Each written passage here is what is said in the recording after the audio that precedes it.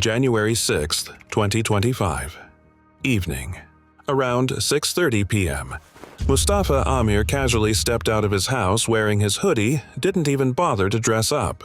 His mother figured he'd return in an hour, maybe meeting a friend or just going for a quick drive. But that 1 hour stretched into 2, then 3, and then complete silence. No call, no message. His phone was switched off, not like him at all. Mustafa wasn't the kind to disappear without a word. He was close to his family, especially his mom. That night, her uneasiness turned into dread. She started calling everyone, friends, classmates, anyone who might have been with him. Every answer she got was the same. No idea where he is. Even Armagan, his closest friend at that time, could not help her with any lead. Then, fast forward to January 11th, 2025. A burning car was found in the desert of Balochistan. At a place like that, it isn't really a rare find. But this one, it had a body in the trunk. No face, no ID, just ash in the trunk. And when police traced the car, everything changed. The car belonged to Mustafa Amir, a 21-year-old student from Karachi. He vanished 5 days earlier. His parents begged for help. Now all they had was DNA and a charred frame. But here's where it gets worse. The car was dumped hours from where he was last seen, and forensic teams believe the fire was deliberate, meant to erase something. But what? Mustafa wasn't in a gang. He had no known enemies. Then, what did he know that cost his life? Who wanted him silenced that badly? And how many others are caught up in what the police are now calling a warning? Welcome to Criminally Curious, and in this video, we are going to find out what really happened to Mustafa Amir. Mustafa wasn't your average young man. He was the kind who turned heads, polished, passionate, and full of life. Living in Karachi's defense area, born to a customs department officer, Mustafa had everything: money, support, freedom. His parents gave him the kind of life most only dream about. A close-knit family, just the 4 of them, where dreams were nourished, not dismissed. But Mustafa didn't want boardrooms or business meetings. He wanted engines, speed, the roar of the track. Cars weren't just a hobby, they were his world. He himself owned a Toyota Mark X and treated it like a second skin, modifying it, testing it, racing it. He knew every twist and turn. His room was filled with car magazines, and his weekends were spent in garages and mod shops. You could call him a walking encyclopedia on wheels. And that obsession? It introduced him to someone. Armagan Qureshi, a 29-year-old man who'd already lived through things Mustafa hadn't yet imagined. They met on a track during their car race. But that day changed everything. Despite the age gap, the connection was instant. They became inseparable. But while Mustafa was still exploring life, Armagan had already been down a darker road. Armagan wasn't just another car enthusiast. There were whispers about his past, about the people who owed him, about deals that didn't happen in daylight. And soon, Mustafa was pulled into his orbit, not knowing that admiration can sometimes become a chain. The closer he got to Armagan, the more his life began to change. Late-night phone calls, mysterious meetings, trips he never explained. And then, one day, Mustafa disappeared. There was no note, no clue. For 5 days, it was a complete silence. But 5 days later, his burnt car showed up hundreds of kilometers away, and he was found inside, charred and burnt. But why would someone go to such lengths to make sure nothing was left of him? Who had the motive? And what had Mustafa stepped into? The answer began to unravel when the investigators looked into his call records. One number kept popping up: Armagan's. The last call Mustafa made was on his number, just hours before he vanished. When the police questioned Armagan, he claimed ignorance. He said they hadn't met in days. But the CCTV footage, it said otherwise. They were seen together clearly at a gas station. That's the night Mustafa vanished. And then an incredible story cracked open. Armagan wasn't just a friend. He was part of a syndicate involved in high-stakes vehicle scams, smuggling luxury cars, swapping VINs, selling illegal imports with forged papers. It was a well-oiled machine. And Mustafa, he got to know too much about it, not because he was involved, but because he was brilliant. He asked too many questions and noticed a lot of things. But just when the case started making sense, Armagan vanished too all of a sudden. No trace, no phone signal, no bank activity.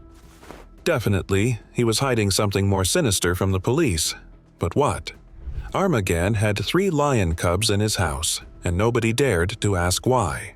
Plus, every day, luxury cars would slide through the gates of his villa and defense housing area and disappear into the same gates.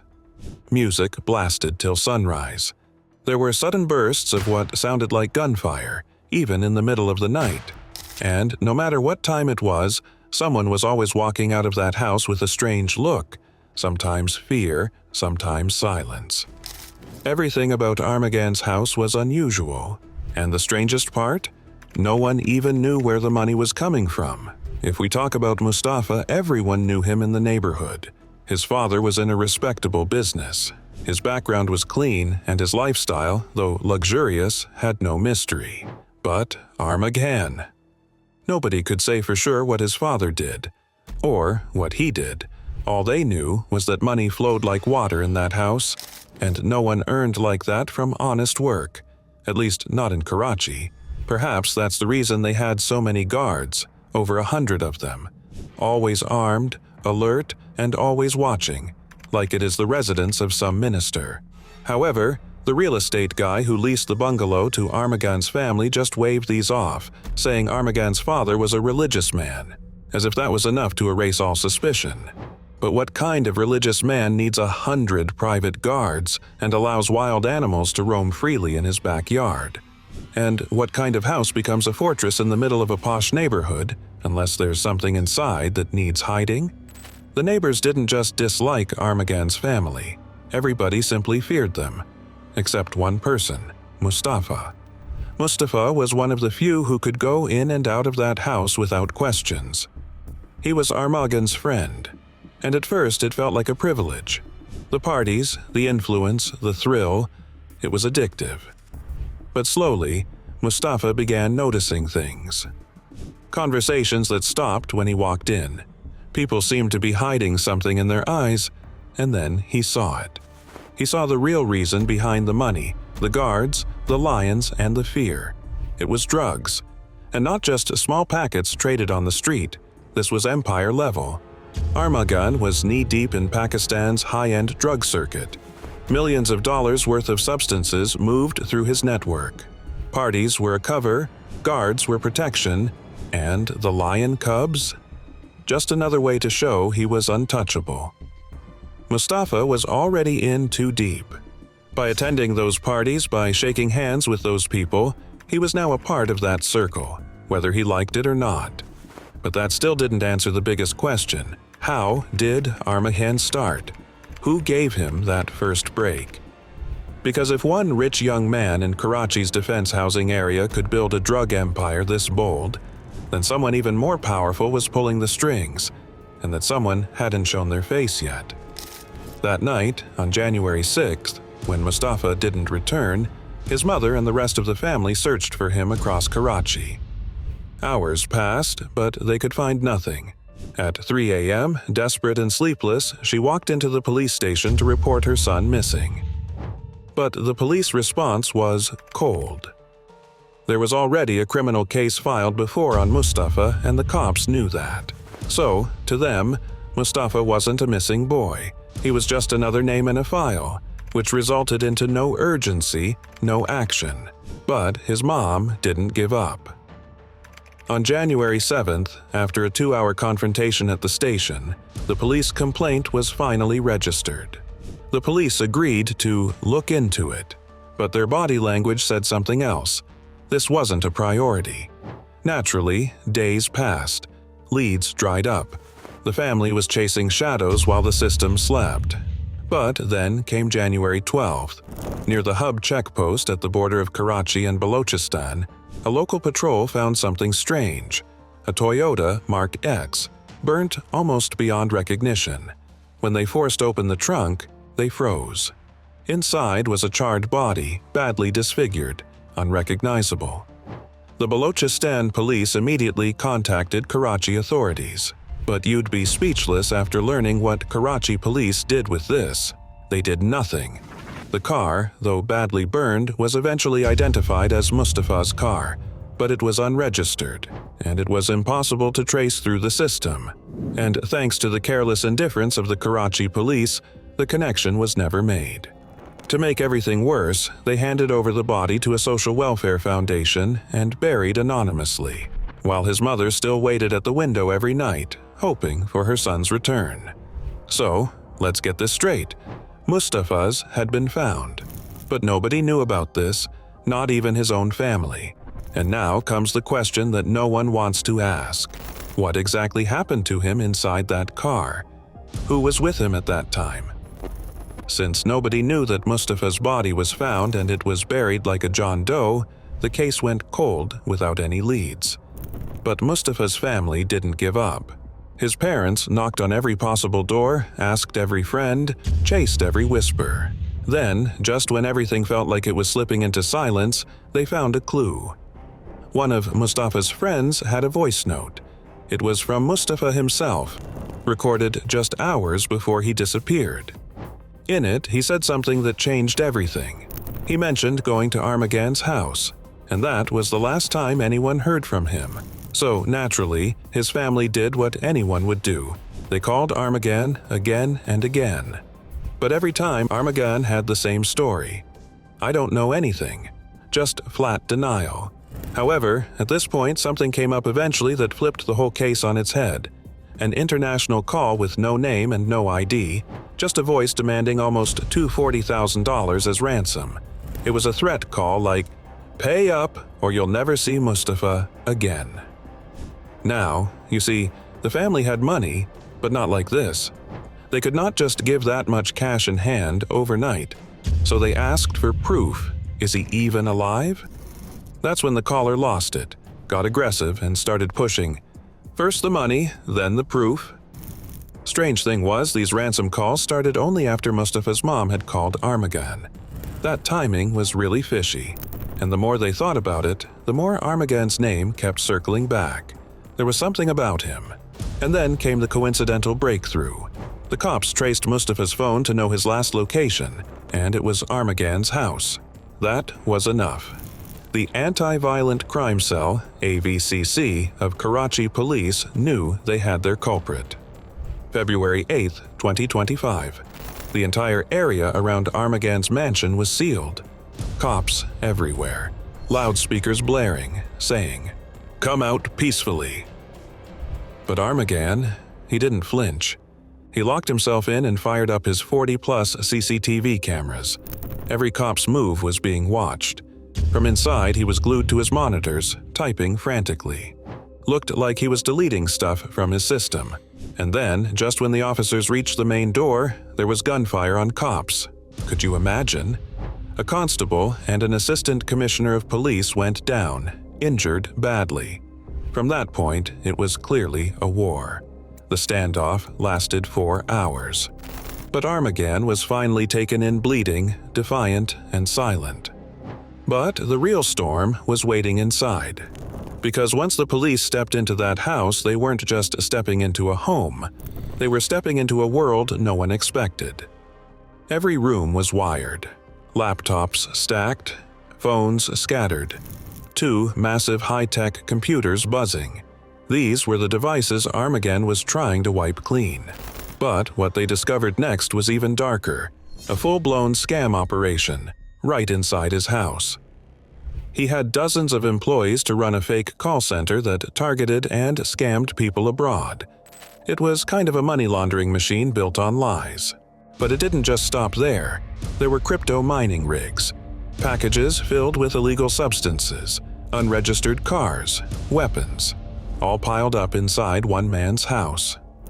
Armagan wasn't just rich, he was running an empire of deception. And this wasn't his first dance with trouble.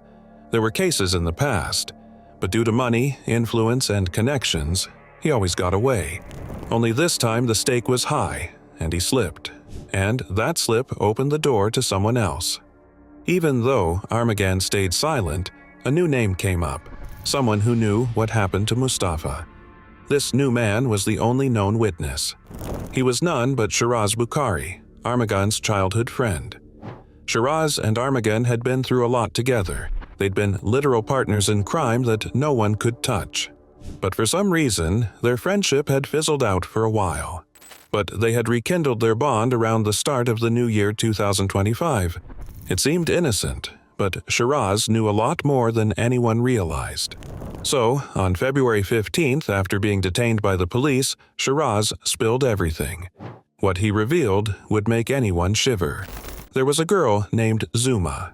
She had shown up at Armagan's place before the New Year's party. Nobody knew much about her, just her name. Armagan, though, seemed to have a complicated relationship with her.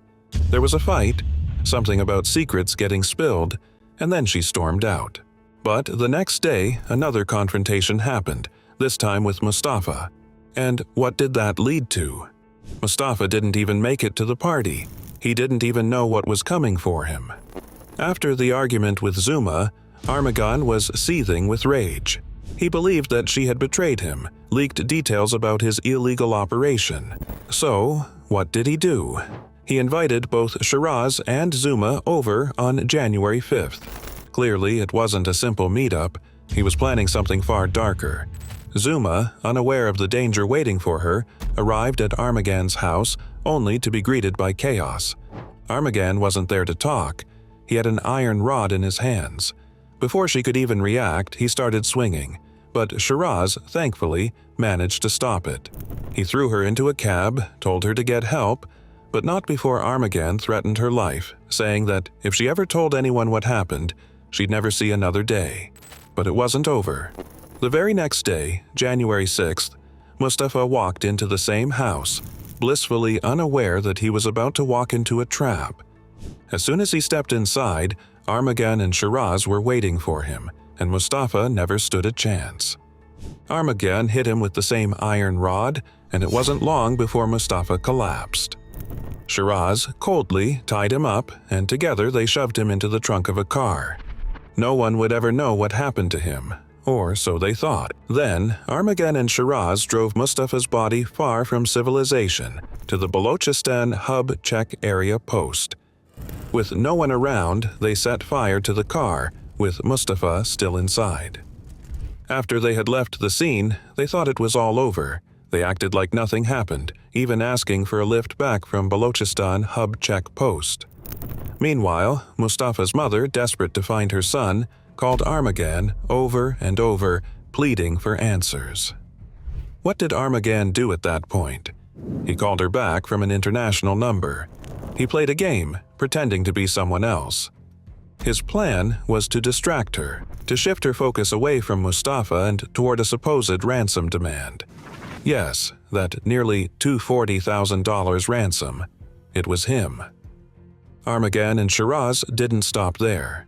After the crime, they fled the city, laying low in other towns trying to erase any trace of themselves.